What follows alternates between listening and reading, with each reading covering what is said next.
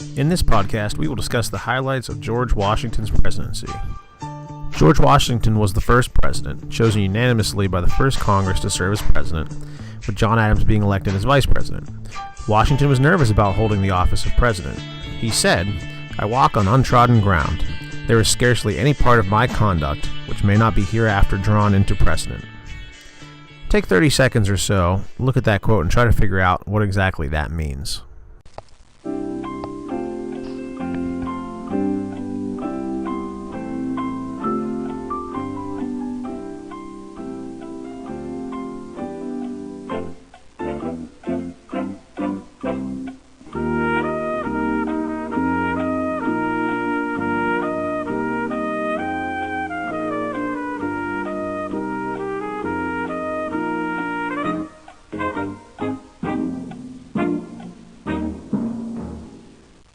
Well, what it means is that he is the first to be president, so every move he makes is going to be followed by future presidents. So he kind of wants to do a good job, because if he does it wrong, everyone else is going to do it wrong after him, because that's how they think it's supposed to be done. One of the first things he did was choose a cabinet, that is, advisors to help him act correctly. His first cabinet consisted of these members. There was Thomas Jefferson, who was Secretary of State, which basically means he works on foreign policy, dealing with other countries. Alexander Hamilton was chosen as Secretary of the Treasury. That puts him in charge of setting up the nation's financial system. Henry Knox was Secretary of War, so he advised the President on military affairs. Edmund Randolph was Attorney General, which basically makes him like the legal advisor and lawyer for Washington. And finally, Samuel Osgood was chosen as the first Postmaster General, which puts him in charge of the postal system. We still have those today. Additionally, while not a member of the cabinet, John Jay was chosen as the first Chief Justice of the Supreme Court. It's kind of a big deal. The Judiciary Act of 1789 established the federal court system for the most part, and that includes the Supreme Court. So, a Washington-chosen guy, even though he's not a member of the cabinet. One thing to note is that early on in Washington's presidency, it became clear that not all the cabinet members had similar views on how to run the U.S. government. And problems were going to arise between some of the members, but we'll look into that later on in another presentation. Washington had many challenges as president, especially as being the first president, and those include, but are not limited to, the following. He had problems of setting up the economy. He had problems dealing with insurrections with the Whiskey Rebellion. He had to deal with managing foreign affairs, with things going on in Europe that we'll talk about. And finally, he had to deal with handling the Western territories that we gained from the American Revolution. We'll look at each of these problems one by one. First, the French Revolution. In 1789, France had a revolution of its own. But it was so violent that Americans had mixed feelings about it. And perhaps you might have heard of something called the guillotine that was invented at this time and was used in France to kill tens of thousands of people. The other powers in Europe, including Britain, went to war with France to stop the revolution. And France wanted the U.S.'s support because they had helped us in our revolution. But our concern was that if we got involved with either side, it would lead to war with the other. So what's the solution? In 1793, Washington issued the Neutrality Proclamation. And in it, it stated that the U.S. would not support either side. So in other words, that's your fight, it's not our problem. We don't want to be involved because we wanted to avoid war. Also in 1793, the British started capturing U.S. ships that were trading with the French as a way to weaken the French's economy and hopefully beat them in their war. Rather than simply declare war on Britain, which many Americans wanted to do, Washington thought the U.S. was too weak to fight, so he sent John Jay to negotiate a treaty with the British. In what became known as Jay's Treaty, the British stated that they would pay for damages for U.S. ships that they captured, and they would abandon some forts in the Ohio Valley that they were still holding on to after the American Revolution. In exchange, the U.S. would pay debts that it owed to Britain since the American Revolution. It wasn't a very popular treaty. A lot of Americans thought that maybe the British were getting off light for what they had been doing, but it accomplished Washington's major goal, which was to avoid war, because he knew we weren't capable of fighting one at that time.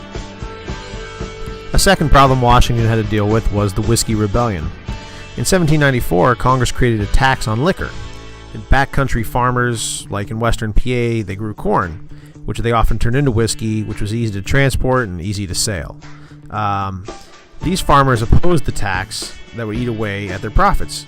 And so in the Pittsburgh area in western PA, many farmers rebelled against the tax. Unlike in the Articles of Confederation, where the government was really weak, Washington, as president, was able to step in and go into action.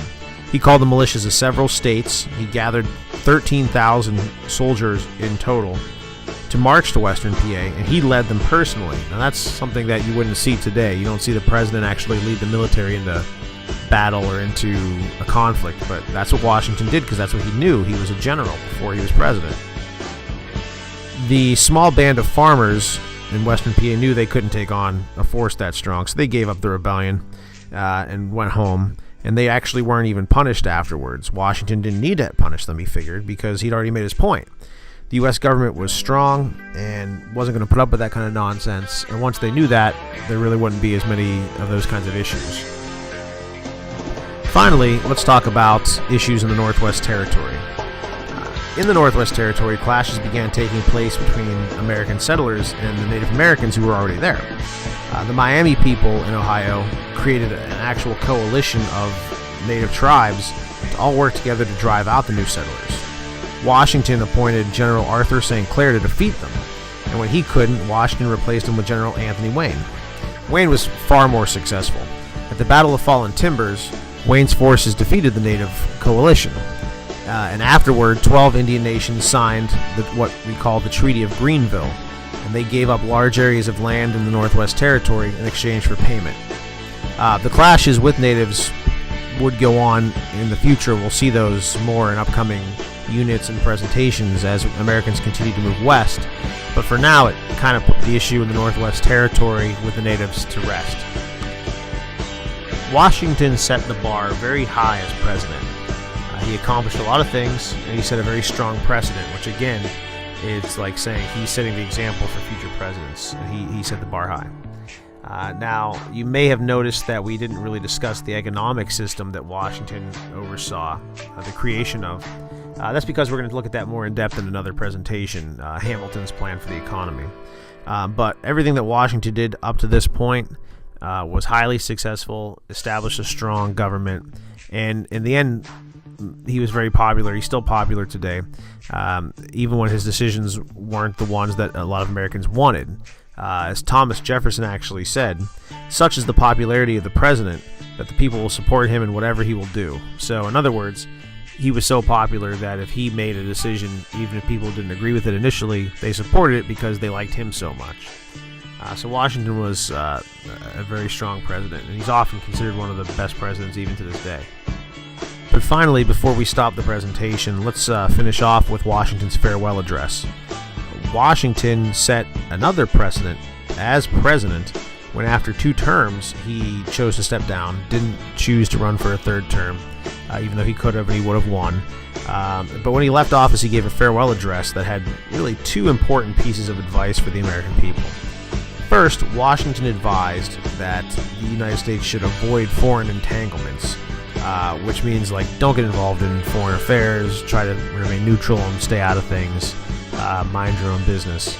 And that is some good advice. It didn't last very long. Within the next couple presidents, there were going to be a couple different wars that took place that we'll look at when we get to them. The second piece of advice that Washington had was to avoid factions or political parties. His thoughts were that they would tear the government apart and stop Congress from being able to make a lot of progress because there'd be so much infighting between political parties. And I think if we look at that today, a lot of people would say that that is true, and that's probably some pretty good advice as well. But that also was not something followed by the United States. In fact, the parties were already forming when Washington was president. They continued to form after he left.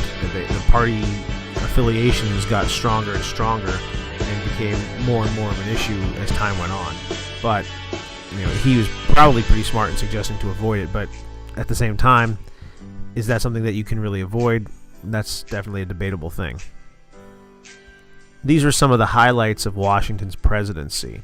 Like I said, outside of the economic system that we'll talk about later on. So what we'll do next is we'll look into going back and review some of the major points from this presentation. Now my suggestion for you would be to look at these review questions that I've given you. Look back at the podcast if you need to, or look into your notes if you've taken any, and try to come up with some answers to these questions here. If you can answer these 5 questions after watching the presentation, then you have a pretty good grasp on some of the major highlights of Washington's presidency, why he did some of the stuff that he did, why the things he did were important, and sort of an idea of what is going to come later on as other presidents and other governments, as the government evolved. And we'll look at that more in future presentations. So this was the highlights of Washington's presidency, the first presentation, and we'll see you next time for a discussion on Hamilton's economic policies.